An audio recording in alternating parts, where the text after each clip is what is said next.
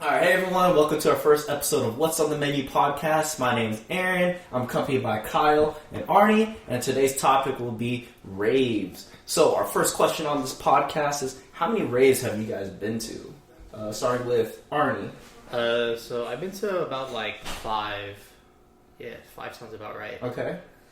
Yeah, so I've probably been about, starting from the end of 2021, from like currently right now, 2023, I've probably been about 21 raves. Yeah. That's a pretty big number.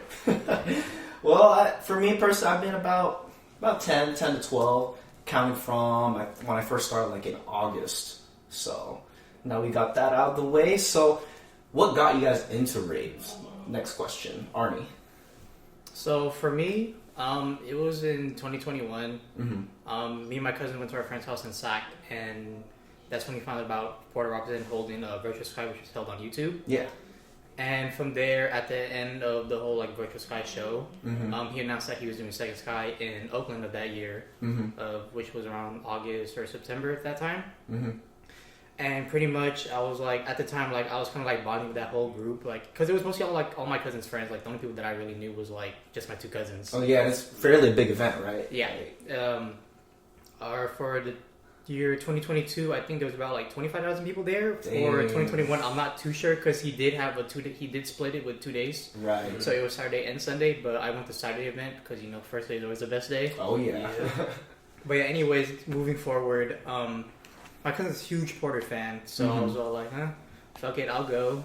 Yeah. I mean, like, I wasn't really know what I was gonna expect, but like, I had hella fun. Uh-huh. Like, it was my first rave, but like, even though like I wasn't around like my cousin Charles who introduced me to Porter and like the whole rave scene. Yeah. He wasn't there with me, but like, I still had fun. I was still with like my other cousin, which was his sister, and then like our other group of friends. Dude, that's awesome, man. I mean, especially with the big, like, it's considered like a festival, right? Yeah. Like, how'd you guys like even like keep it together? With all those people? For that, we were mostly in the back for the most part for the first Second Sky that we went to in 2021. But 2022, we actually got pretty close. We were like some part of the railing of the middle part of the venue.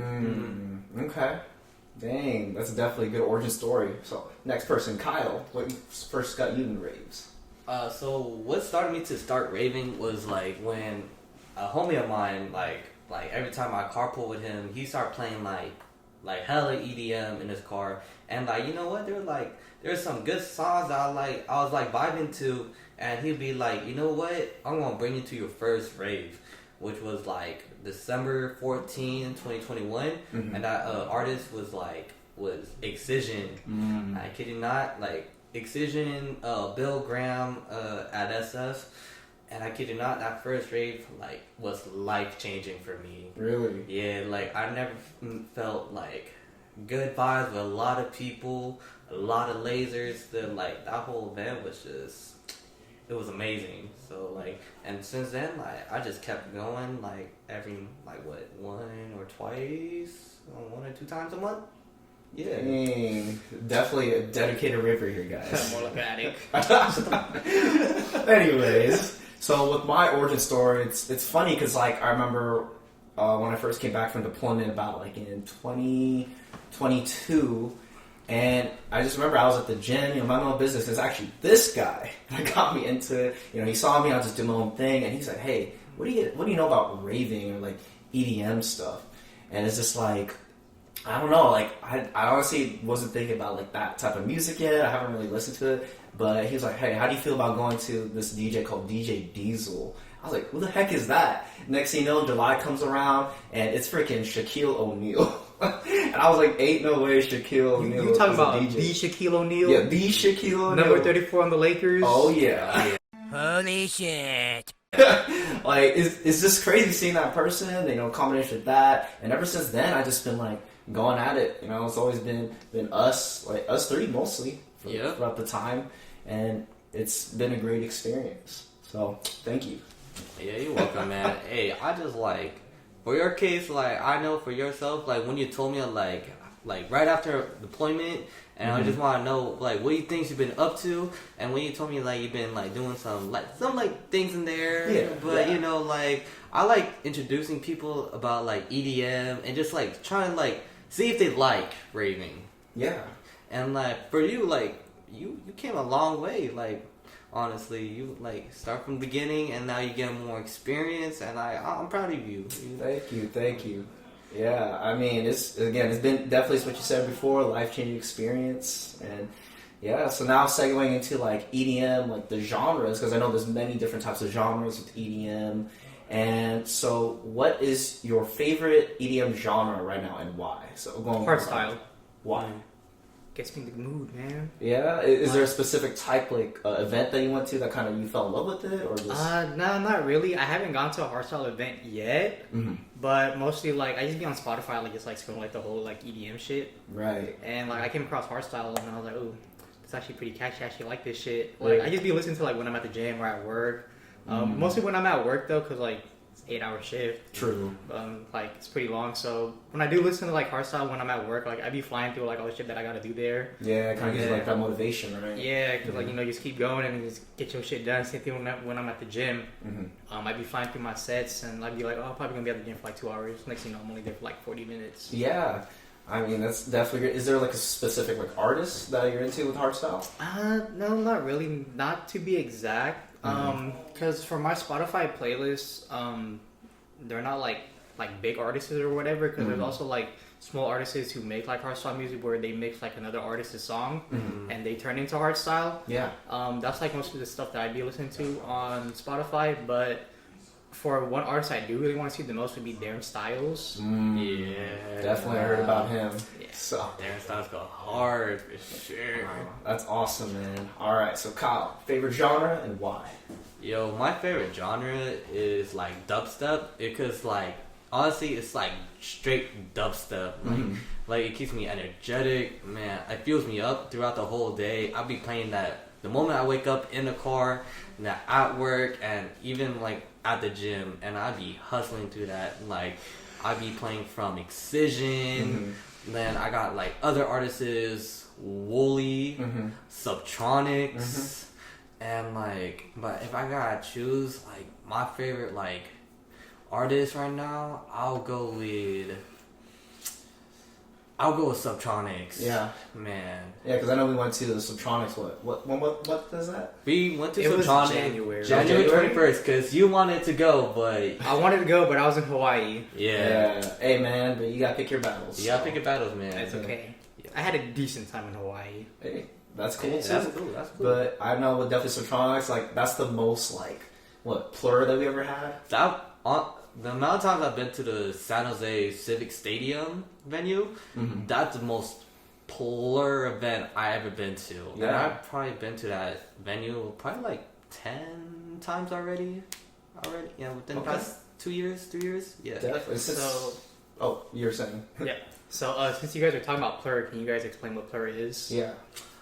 So plur is the definition of plur is peace, love, unity, respect, and responsibility.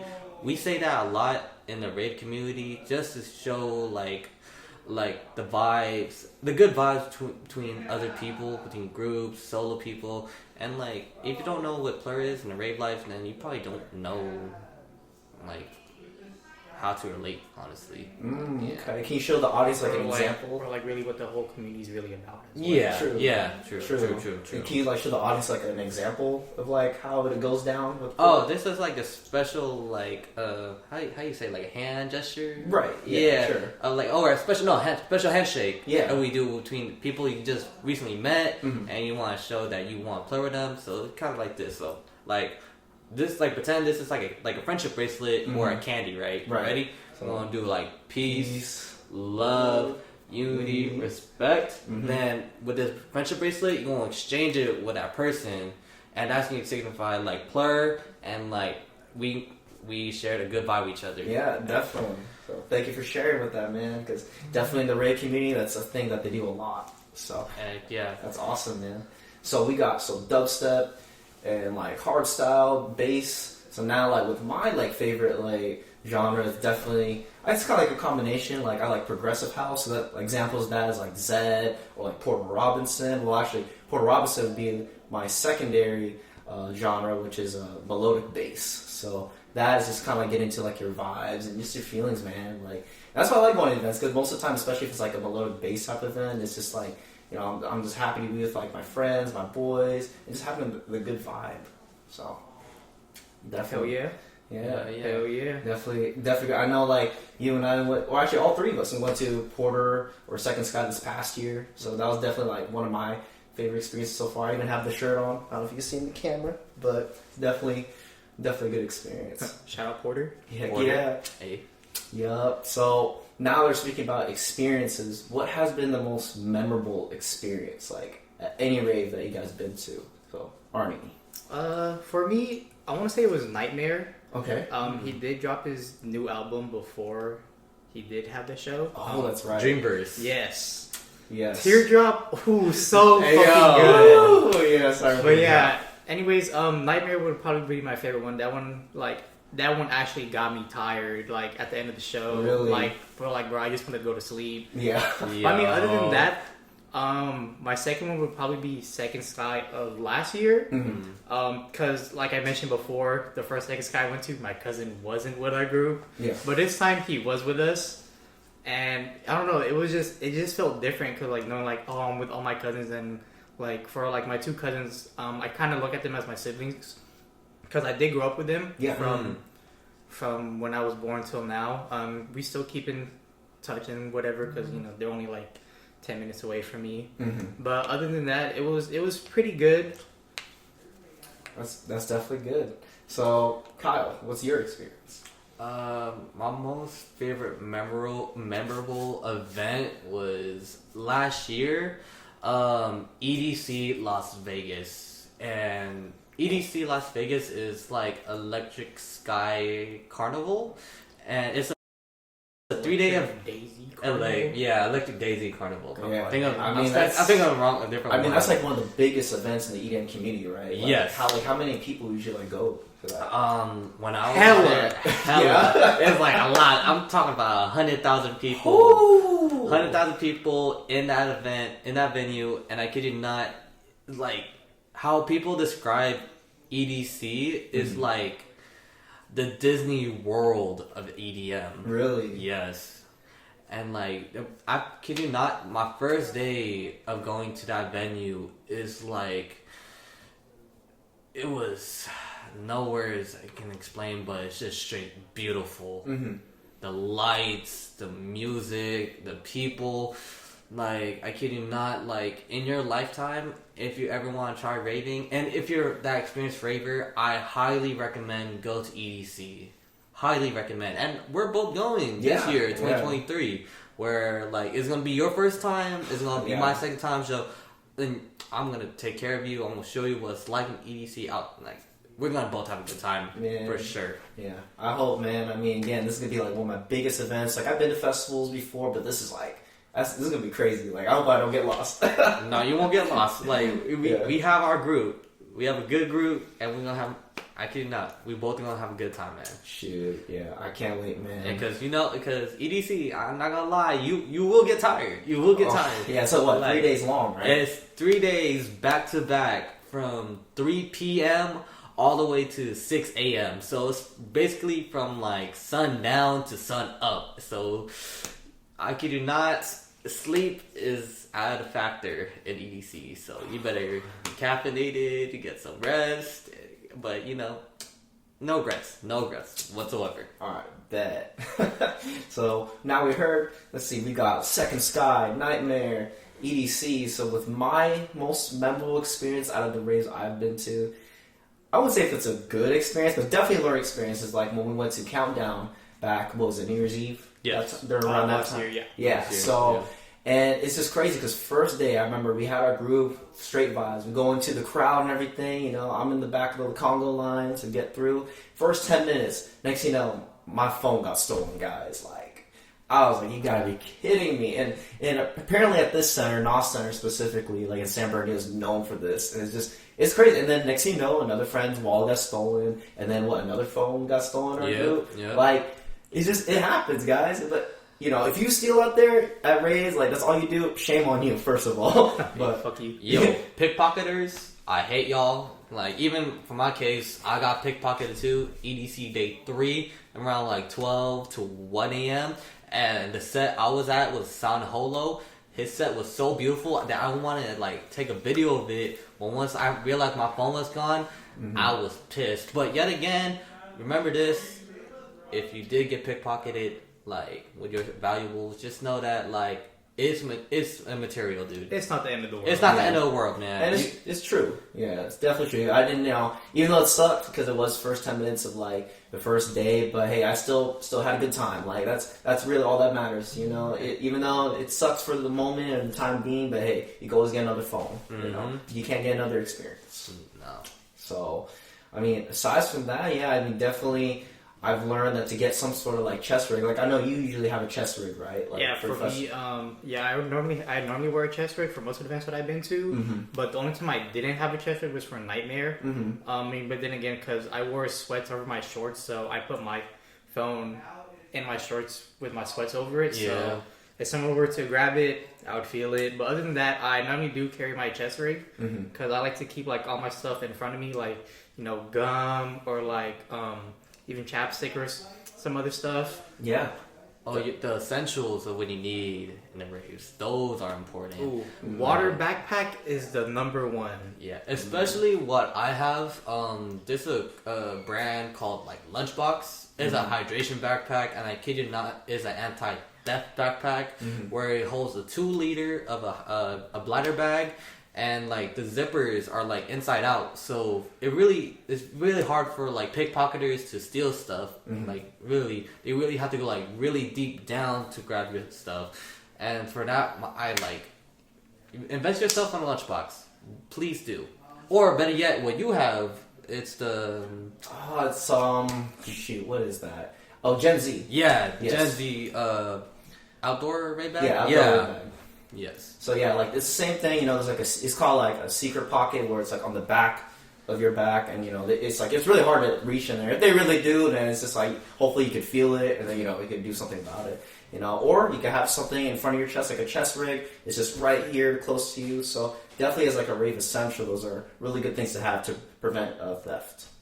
So now we talk about experiences to close this podcast up. What's the next event we're going to, guys? Beyond Wonderland. Yeah, so yeah, I'll be back at NOS Center. Hopefully different experience this time. We're more prepared, preventing theft and all that stuff. I mean, what are you guys looking forward to most at Beyond, Arnie?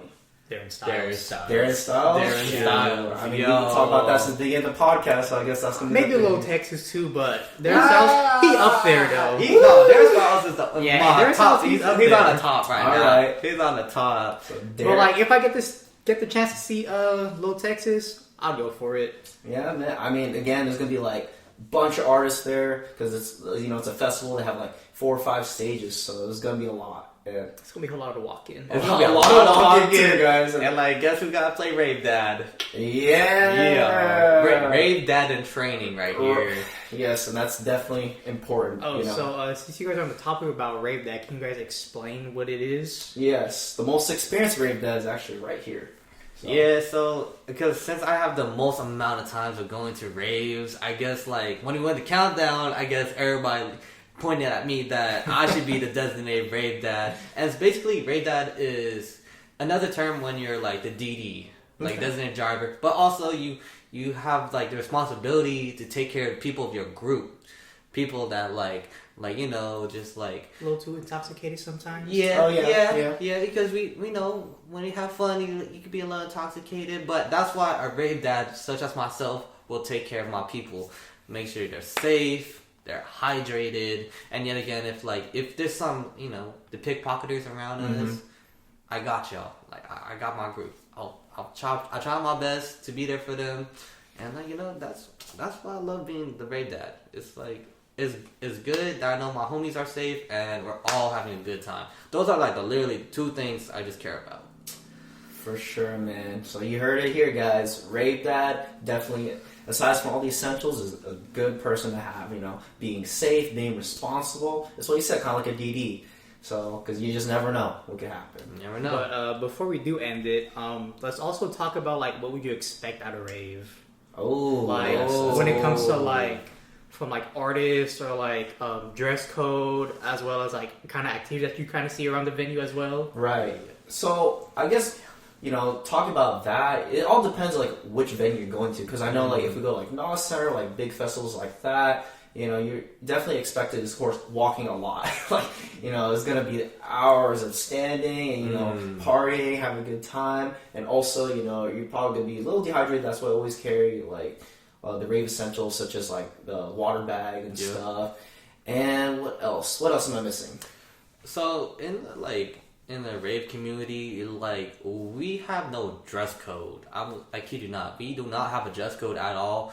Girls will wear lingerie. Guys will be like shirtless. It's like, and because you won't be judged at all in a rave at all. You're there to express who you are, and like you can literally do whatever. Well, not whatever you want. You at the most like lingerie for girls, and what else? They pull out a lot of things, but depending on the weather conditions too. Yeah, depending, because it gets too cold, gets too hot. Yeah, or it could be raining, like a countdown. Yeah.